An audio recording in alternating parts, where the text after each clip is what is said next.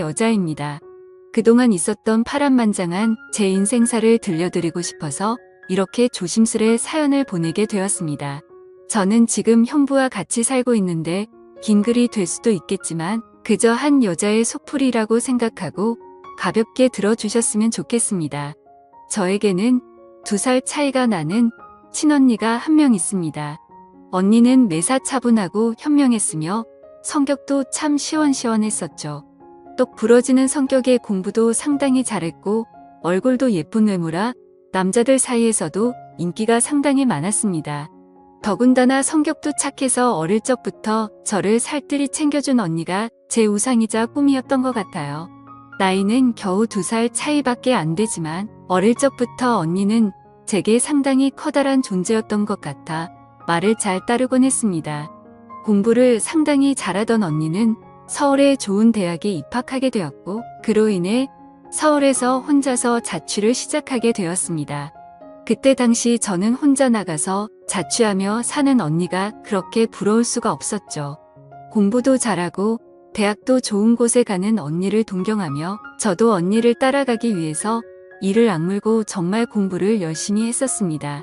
그러다 보니 저도 곧잘 성적이 잘 나왔고 그 덕분에 언니와는 다른 학교지만 나름 서울에 있는 괜찮은 4년제 대학교에 입학을 하게 됐습니다. 저는 너무 행복하고 신났었죠. 그렇게 꿈에 그리던 언니와의 자취 생활과 대학 생활이 너무 기대가 되었습니다. 부모님은 철없는 딸년이라고 핀잔을 주셨지만 내심 서울 4년제 대학에 입학한 딸들을 보며 흐뭇해 하셨었던 것 같습니다. 그렇게 학기가 시작되었고 저는 언니와 같이 살게 되었습니다. 대학 생활을 시작하니 이래저래 시간이 금방 지나가더라고요. 친구들도 여러 명 사귀게 되었고 술집도 처음 가보고 미팅도 하면서 너무 즐겁게 지낸 것 같아요. 그러다 언니는 졸업을 하고 대기업은 아니지만 업계에서 알아준다는 좋은 곳에 취직을 하게 되었습니다. 그리고 얼마 뒤 지금의 형부를 만나게 되었네요. 언니보다는 2살 위였으니 저하고는 4살 차이가 나는 남자였고 언니와 소개팅으로 만났다고 들었습니다. 처음 만났을 때 환하게 웃으며 내가 연희의 동생이야 라고 말하던 게 정말 엊그제 있었던 일처럼 생생합니다. 저는 언니와 같이 살고 있었기 때문에 형부와는 자주 만났어요. 처음에는 여자 둘이 사는 집에 자꾸 찾아오는 게 불편했지만 너무나 좋은 성격에 항상 밝은 미소를 보여주던 형부였죠. 그리고 언니와 같이 어울리며 놀다 보니 언젠가부터 저도 서서히 편해지더라고요. 2사람은 항상 저를 같이 챙겨주었고 식사나 영화 그리고 술을 마실 때도 함께 했어요. 언젠가부터 그게 너무 좋았고 일상이 된 듯이 같이 노는 게 편해졌습니다. 저와 형부는 아는 오빠 동생 같이 아주 편한 사이가 되었던 거죠. 그렇게 처음 겪어보는 재밌는 일상들을 만끽하였고 평범한 대학 생활을 즐기면서 별탈 없이 잘 지내고 있었습니다. 그런데 하늘이 무너질 만큼 충격적인 일이 생겨버렸죠. 어느 날 갑자기 부모님의 충격적인 사고 소식을 접해야 했습니다. 언니와 제가 사는 자취방에 오셔서 반찬이며 이것저것 가져다 주시고 시골집으로 내려가시다 차가 반파되는 큰 사고가 났습니다. 여자들끼리 사는 집이 이게 뭐냐며 투덜거리셨던 엄마와 애들한테 잔소리 그만하라는 아빠. 그 모습이 마지막 모습이셨어요. 부모님 2분 다 그 사고로 인해 돌아가시게 되었습니다. 저희 자매는 너무나도 슬픈 그 현실을 어린 나이에 모두 받아들여야만 했습니다. 형부는 장례식장에서 언니의 남자친구라고 주변 분들에게 소개를 하였고 저희 부모님의 마지막 장지까지 함께 해주었습니다. 목 놓아 울다가 너무 힘들어 지치면 형부가 달래주었고 무엇이라도 먹으라며 밖에서 죽까지 사와서 저희들을 챙겨줬었죠.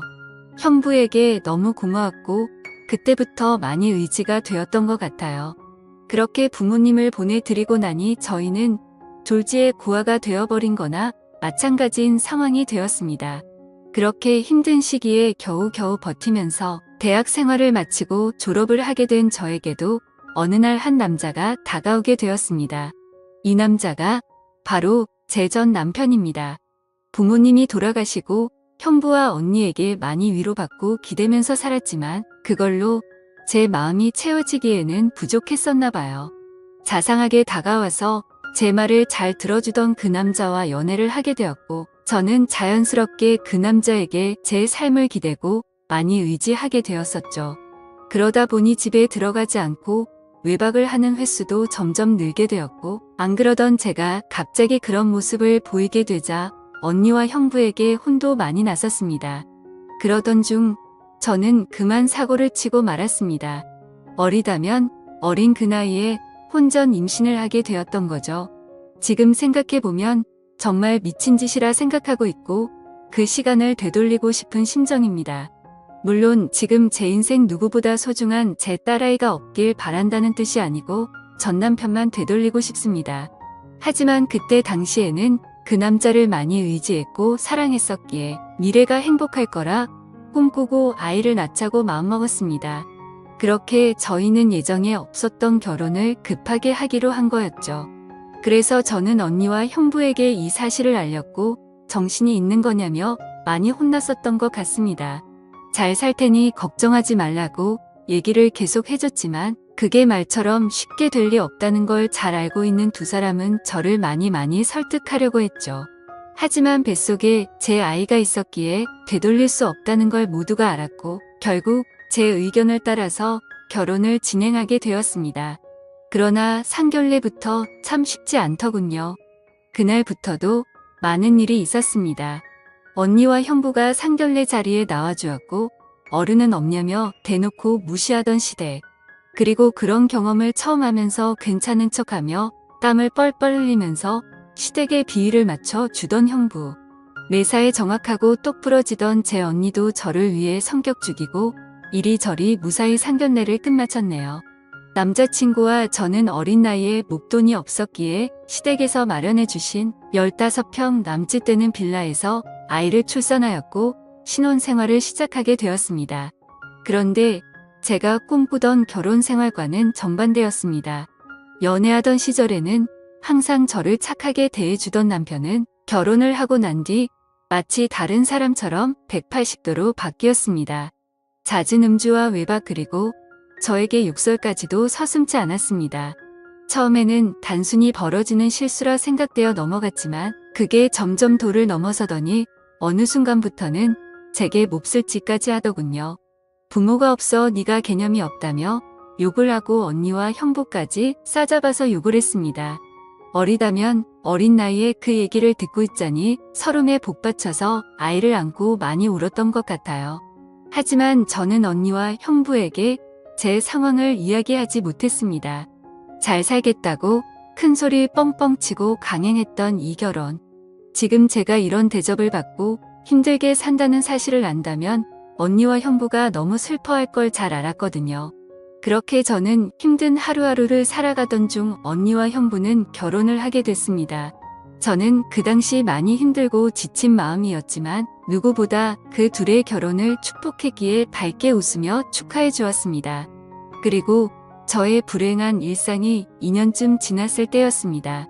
남편의 폭언과 만행은 점점 더 심해졌고 어느 날부터는 술집 다니는 여자와 외도를 하는 사실까지 알게 되었습니다. 많이 믿고 결혼한 사람이었기에 그런 현실들이 너무 많이 힘들었어요.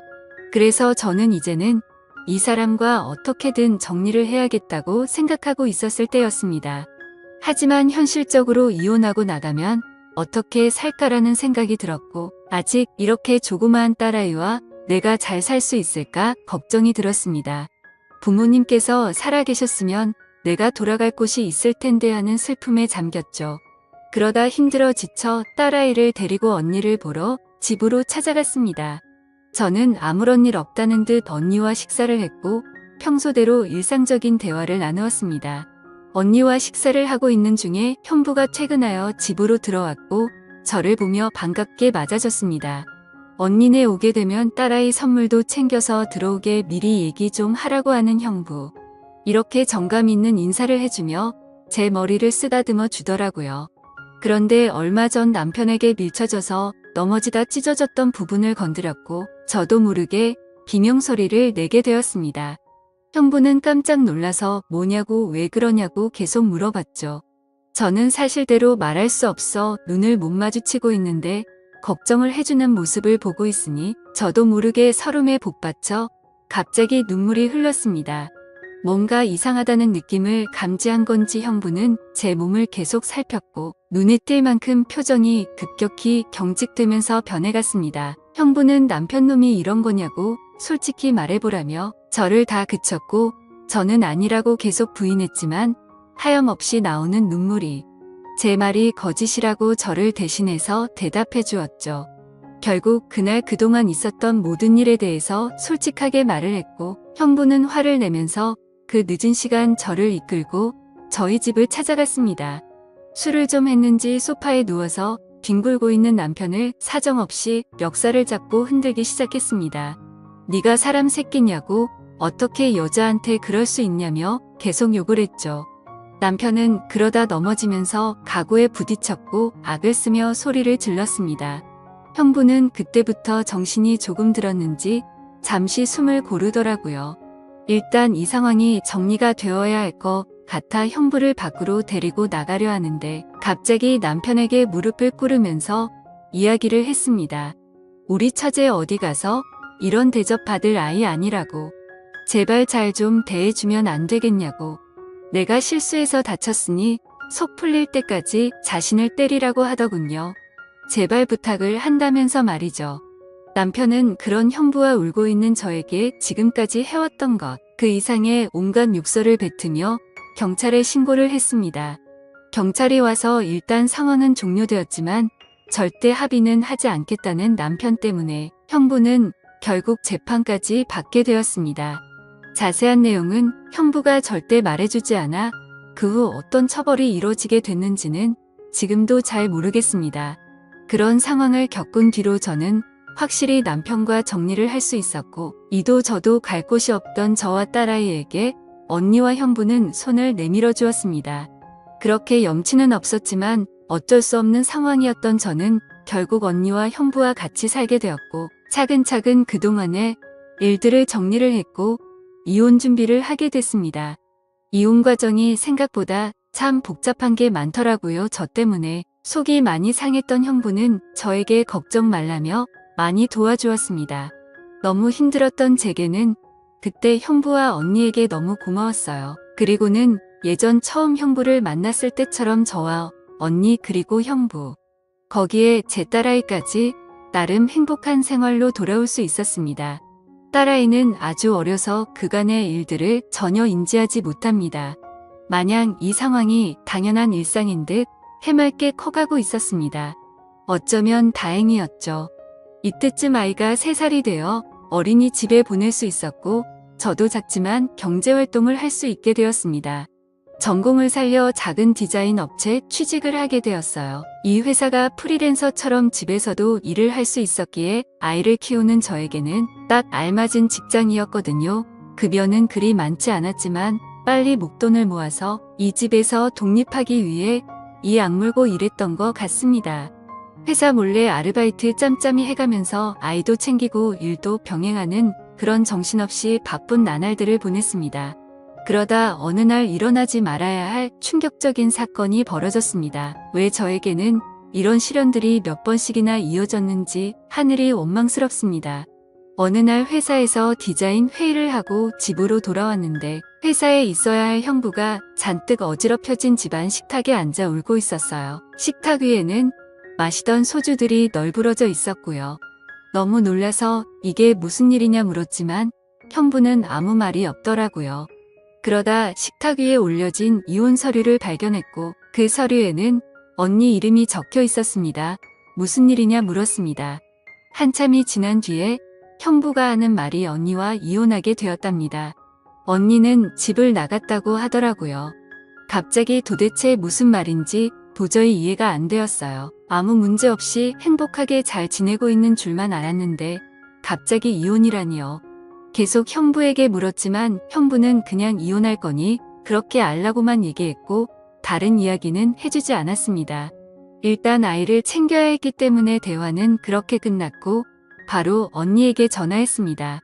언니는 아무 말도 하지 않았고 저는 무슨 일인지 일단 만나서 이야기하자고 언니를 다독였습니다. 언니와 만났고 이야기를 들었습니다. 언니는 정말 미안하고 몹쓸 짓인 걸 알지만 사랑하는 사람이 생겼다고 말하더군요. 이게 도대체 무슨 말인지 말도 안 나왔습니다. 제가 그렇게 좋아했던 똑순이 언니가 형부가 아닌 사랑하는 사람이 생겼답니다. 너무 화가 났어요. 뭐라고? 욕도 나오기 전에 언니의 뺨부터 때렸습니다. 도대체 이게 무슨 짓거리냐고.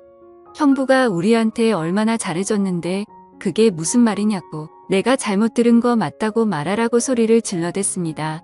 그런 언니는 그저 미안하답니다. 저를 끝까지 챙겨주지 못하고 무책임하게 떠나게 되어서 미안하다고 하더라고요. 너무나 황당하고 어이가 없어서 말도 제대로 안 나오더군요. 그렇게 저희들을 위해 잘해준 우리 형부가 너무 불쌍해서 저는 정신을 차리고 언니에게 얘기했습니다. 앞으로 너는 내 언니도 아니고 두 번 다시 우리 앞에 나타나지 말라고. 내가 너 대신 형부를 끝까지 지켜줄 거니 꺼지라고 했습니다. 그리고 울면서 자리를 나왔습니다. 저도 그렇게 아프게 이혼했는데 그렇게 믿었던 언니가 제 전남편처럼 인간 같지도 않는 짓을 저지르다니 믿어지지가 않았습니다. 집으로 돌아온 저는 말없이 형부를 위로해 주었습니다. 사실 제가 할 수 있는 일이 크게 없었어요. 저도 딸아이와 함께 얹혀 살고 있는 입장이었기 때문에 그저 위로를 해줄 뿐 다른 방법이 없었거든요. 형부는 며칠 동안 출근도 하지 않고 술만 마시며 지냈습니다. 그걸 보다 보니 저는 너무 안쓰러웠습니다. 그래서 그때부터 언니 대신 집안일을 더욱더 살뜰히 챙겼고 가사, 육아 일을 병행하게 되었습니다. 너무 바쁘게 움직였지만 그것보다 형부의 충격이 더 걱정되어 힘들다는 생각도 못했었죠. 그러던 어느 날 형부가 저를 불렀습니다. 그리고 봉투 하나를 건네주었는데 1억 원이 수표로 들어있었어요. 그러며 하는 말이 같이 아파트 들어가려고 모아두었던 돈인데 이제 아무것도 필요 없으니 이 돈 가지고 나가서 자기 걱정 말고 행복하게 살라고 합니다. 여기에 계속 있기 불편하지 않겠냐고. 어차피 끝까지 저랑 제 아이 데리고 가려고 했었기에 그 몫을 나누어 주는 거라고 하더군요. 힘든 그 와중에도 제 걱정을 하고 있었다니 눈물이 나서 펑펑 울어버렸어요. 그리고 형부를 꼭 안아주며 내가 같이 지켜줄 거니까 너무 슬퍼하지 말라고 당분간 곁에 있게 해달라고. 형부가 정신 차리면 내가 알아서 나갈 테니 이 돈은 필요 없다고 말했습니다. 형부도 감정이 복받쳤는지 목 놓아 울었고 알겠다면서 고맙다고 말하더라고요. 그렇게 저와 저희 딸아이 형부까지 비록 임시지만 새로운 가족이 되었습니다. 형부는 바랄 게 뭐 있냐고 아무것도 필요 없다며 언니와 조용히 합의 이혼을 했습니다. 왜 이렇게 착한 사람을 상처받게 만드는지 언니가 너무 미웠고 형부에게 미안했습니다. 이렇게 짧은 시간 동안 부모님의 사고 그리고 혼전 임신과 이혼, 또 믿었던 언니의 충격적인 배신까지 무려 3가지나 되는 큰일을 연달아 겪었습니다. 형부는 이혼을 한 뒤로 정신을 차리고 일상으로 돌아왔습니다. 저도 마찬가지고요. 서로 많이 의지를 해가며 바쁜 나날들을 보내고 있습니다. 언니가 떠난 충격을 온전히 떨칠 수는 없었지만 그래도 그 슬픔이 어느 정도 가셨을 무렵 작은 월세방을 얻어서 나간다고 형부에게 말했죠. 어느 정도 일상이 제자리를 찾은 것 같아서 제가 살 길을 찾아가겠다고 말했더니 여기가 너희 집인데 어딜 가냐고 화를 내더라고요. 이제 우리 가족인데 어딜 나가냐고요. 끝까지 서로 의지하자며 저를 붙잡더라고요. 형부를 위해서도 이건 아니다 싶어 완강히 거절했지만 이런저런 실랑이 끝에 형부에게 너무 고마운 마음이 들었습니다. 결국 저는 형부의 손을 놓을 수 없었습니다. 저희는 서로 상처받은 사람들이 만든 이상한 가족 구성원이 되었지만 나름 행복하게 잘 살고 있습니다.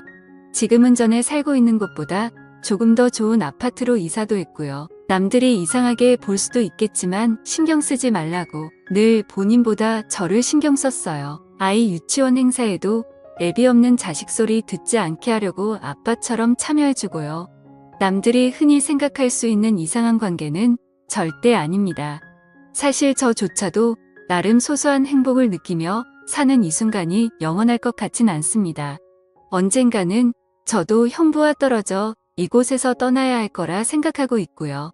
그래도 지금 당장은 현재 충실해서 행복하게 지내보려고 합니다. 길다면 긴 시간에 많은 일들을 모두 담아 보려다 보니 많이 횡설수설한 것 같네요. 제 이야기 들어주셔서 감사드립니다.